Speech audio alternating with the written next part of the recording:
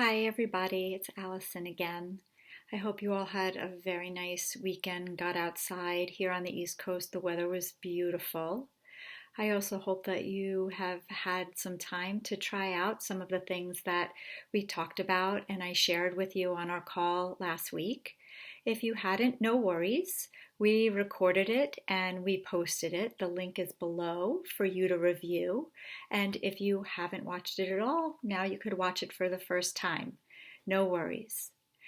I also wanted to let you know that what we've decided to do is keep this up every week. So every week, myself or someone from my team are going to be here for a whole hour, twice a week, to support you, to continue to give you experiences of learning how to calm yourself down, center yourself, ground yourself, and give you tools that you could share with other people in your home and in your family.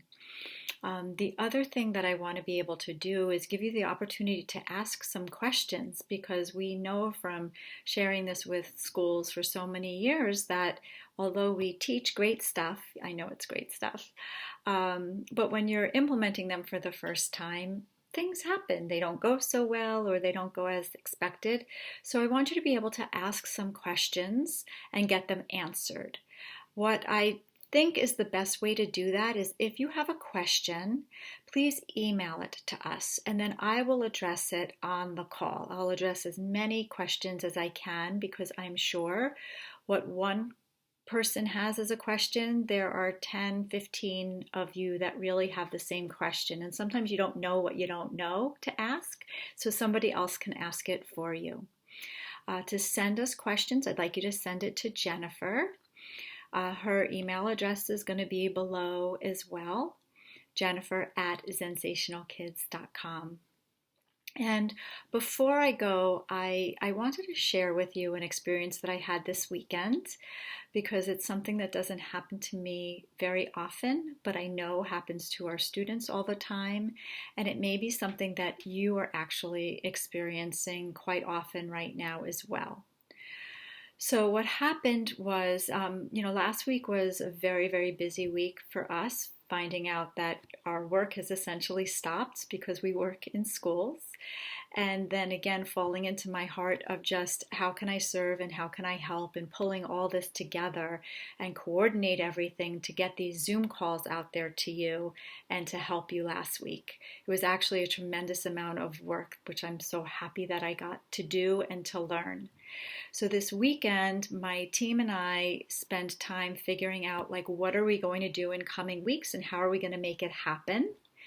And we needed to coordinate a lot of things. The biggest one was with my web designer, of how to coordinate the emails and sending things out to you and posting and whatnot. And the weekend was a little challenging for me because we started to hear on the news and through talking to people that we love and we know that do have the virus, young and old, and it gets scary. It really hits home when you start to hear about the increasing numbers in our communities, and I'm sure that this is happening to you as well, which we'll probably discuss on our next call a bit. So I was feeling anxious, I was feeling scared, I was feeling overwhelmed, but I had to get all this work done still in order to be ready for you guys, which I know teachers, that's what you're doing. You're still figuring this out. So my web designer happens to be the most incredibly compassionate, kind man, and he was going over all the steps of what I had to do and my team members how to do, and he said them the first time and I'm like, could you just say that again? And he said it a second time. I'm like, what, but where do I put that link? Then he said it a third time, and each time he was so patient and so kind.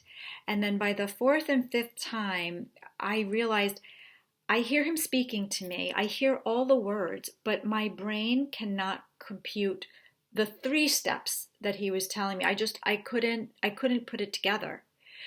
And by the 4th and 5th time, I realized what had happened was my mind had gone into freeze. So we've talked about fight, flight, or freeze. These are safety mechanisms that our brain innately goes into when we don't feel safe.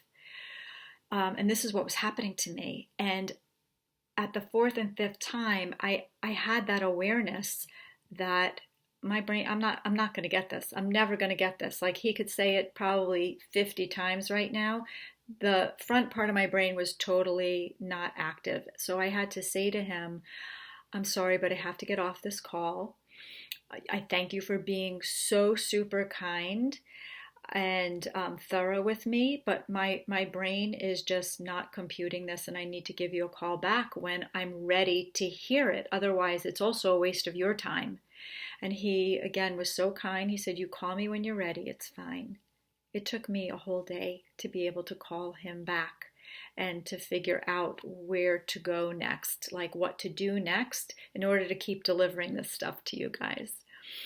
So the reason why I'm sharing this with you is I am sure that you have, maybe in the past, maybe now, you have found yourself in fight, flight, or freeze states where you're short fuse, your temper flares, you are really reactive and snippy, or you're so lethargic, like you don't want to be around anybody, like you're just in bed all the time. Okay, that's also a form of freeze and shutdown.